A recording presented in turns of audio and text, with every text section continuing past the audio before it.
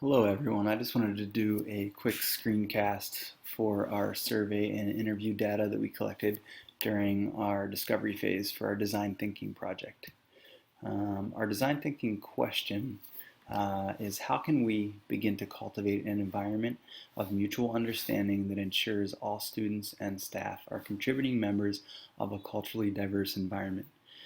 We thought this question could encompass both students and staff, and really it could ensure that they're contributing members in the way that they are accepting and knowledgeable of other cultures, religions, and potentially diverse groups, and able to just foster that environment by being a part of it. What do the end users think and feel? So, survey that I did was 10 questions. I posted it on the social media site for my specific school site, Health Sciences High and Middle College, and I got about a dozen responses, just being summertime. Not too many students, but I did get a fair share of student responses. Um, so, survey results 100% believe, based on the statement, quote, strongly believe or strongly agree, unquote. It is important to understand and be accepting of other culturally diverse groups, which I thought was awesome. I mean, right off the bat, the first question, just looking at the graph on SurveyMonkey, you could see that 100% of the people that participated were at least able to understand that acknowledging and accepting other groups is very important.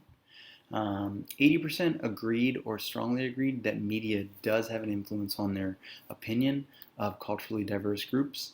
I thought that this was really important, especially as young people, at least that they're aware that media can potentially influence their thoughts, their decisions, things like that. 90% agree or strongly agree they can openly discuss culturally diversity with their peers. I thought this was important that they're able to at least acknowledge different culturally diverse groups or at least questions that might conflict with their own beliefs, their own family values, and things like that. Continuing the survey results, 90% agreed or strongly agreed that staff and teachers are accepting of culturally diverse groups. I thought this was great. I mean, obviously, it would be awesome to have 100% of students acknowledging that students and that staff members are accepting of culturally diverse groups. But 90%, I think it's great. So, a majority of students are feeling that the teachers are accepting and fostering of that environment so far. 80% agree or strongly agree they are accepted as part of a culturally diverse community. This is, I think, a huge step, at least for this small population, this small kind of group at HSHMC.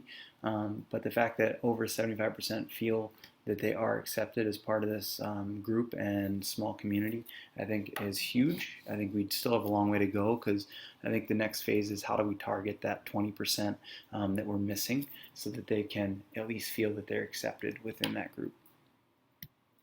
Some concerning trends. I did a little screen capture here. The first question says, I am accepting of other religions. And it's interesting because I broke the culturally diverse groups into 4 different categories. Those categories included sexual preference and identity, they included ethnicity and culture, they included students with disabilities, I'm sorry, and the fourth one was religion. And interestingly enough, for students with disabilities, culture and ethnicity, and sexual identity and preference, a large majority fell in that strongly agree, and very few fell in the agree. And then if I looked at this graph, it was really obvious that certain students that participated in the survey that did strongly agree with the other statements, for some reason when it came to religion, they kind of downgraded to this agree area, and you can see even someone identified as strongly disagree. So I would say that identifying other religions, educating students on how they can be accepting of other religions and at least knowledgeable could be an important target area. The other area is there are adequate trainings to educate students on culturally diverse topics. You can see right here just this huge graph for disagree. I think it's pretty obvious that a really nice area that we could potentially target is how do we have a student run or student driven or some type of campaign so that students are getting better education, better training on culturally diverse topics, and at least feeling like they can address these topics, discuss these topics, even potentially debate some of these topics in a fostering type of environment. So next is analyzing trends of the culturally diverse groups. So based on that last screen capture I showed you the graph, so 70% strongly agreed and 30% agreed they're accepting of other cultures and ethnicities. 60% strongly agreed, 40% agreed they're accepting of individuals with disabilities. 90% strongly agreed and 10% agreed they're accepting of other sexual identities and preferences. And right here you can see it's highlighted. 50% strongly agree, 40% agree, and that's 10% strongly disagree that they're accepting of other religions. So analyzing trends continued. The survey statement, there are adequate trainings to educate students on culturally diverse topics.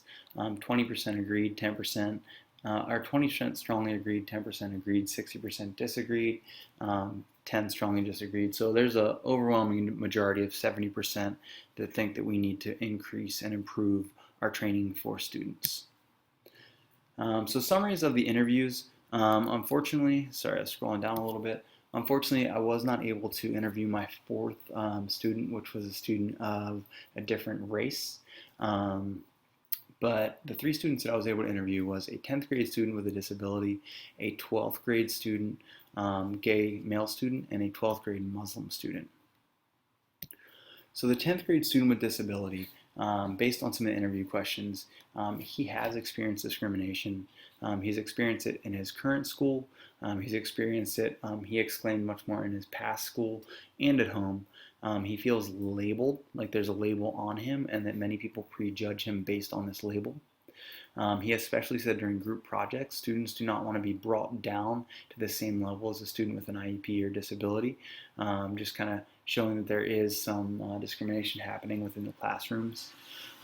He feels less discriminated against in an inclusive environment, and states that he feels more a part of the overall community. He doesn't feel targeted or labeled as much because he's really just a person within the general community who receives supports. He does state that friends will stand up for him and for one another, asking each other to really try to identify what the other person's going through and experiencing. 12th grade gay male student, he has experienced discrimination. He did state that it was majority at his, quote, mostly white, unquote, middle school. He said that there was a lot of bullying, there was name calling, there was physical violence. He really stressed that it made his school environment and his educational experience very negative. And to this day, as a 12th grader, he's still starting to come back to the school environment and not have as many absences because he's starting to gain a little more confidence in the community around him. He currently does not feel discriminated against at his current site at HSHMC.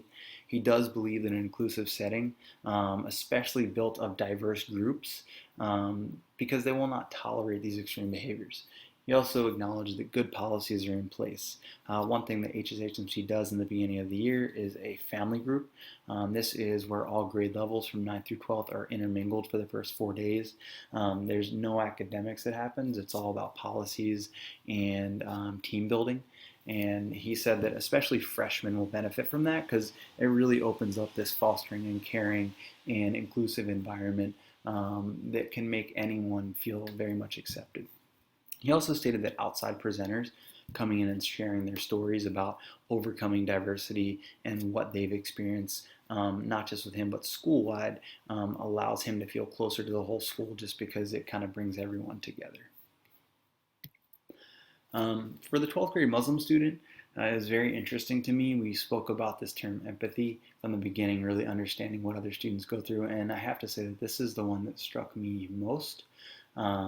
He has experienced discrimination. He did say that peers often can make terrorist jokes. He says he does not take them personal, but I I mean, I can't imagine because I am not a young male Muslim student, so I'm not targeted the way that he is. But he did explain to me somewhat what that's like, and it's hard for me to want to go in and understand what that's like. He also said that the media portrayal of Muslims definitely influences people's prejudgments, things like that, whether they know it or not. He says, especially when he's wearing his more of his cultural dress and attire, wearing his thobe or his hamis, that he feels very much more profiled as a young male and falling under that, terrorist jumping into people's minds very quickly. Um, Students will not proactively stand up against comments, he stated. That could be within his peer group. I feel like that's an area that we could potentially target. Just making people more aware, more knowledgeable that these comments are just unacceptable. He even stated that his parents have prepared him to be discriminated against based on his religion and culture. He said that his dad has shared some stories with him and just said, hey, being that you're Somali, being that you are Muslim, there are going to be things said and thought about you, and you need to be prepared for that. And just coming from, a place of empathy, especially as a parent, I can't imagine having to prepare my child to be discriminated against just based on where they were born, or the religion or the dress that they choose to wear and the religion they choose to practice. So that's a little bit kind of overwhelming and frustrating. So all students believed that students could benefit from a culturally diverse trainings. They said that they would attend these trainings. Some students even recommended a student-led awareness group or campaigns, making a recommendation that maybe each month a different student-led body takes on a month of awareness. That could be the GSA, the Gay Straight Alliance. They take a month and they do things for students where they just empower them a little bit with some knowledge, some things that can help them become proactive supporters, where the Muslim student group could be proactive in a campaign, where the Catholic student group could be proactive and have a campaign. The African American group could have a proactive and campaign. So that was really interesting hearing that from a student, and I think it's a great idea. All the students said they benefited from outside speakers and hearing stories that applied to real life. So again, areas identified of concern: religious understanding, training and acceptance, and culturally diverse trainings for all students. So I think this gives us a good start. I think we need to gather a lot more information. I think we need to continue to interpret this information and continue to ask more questions.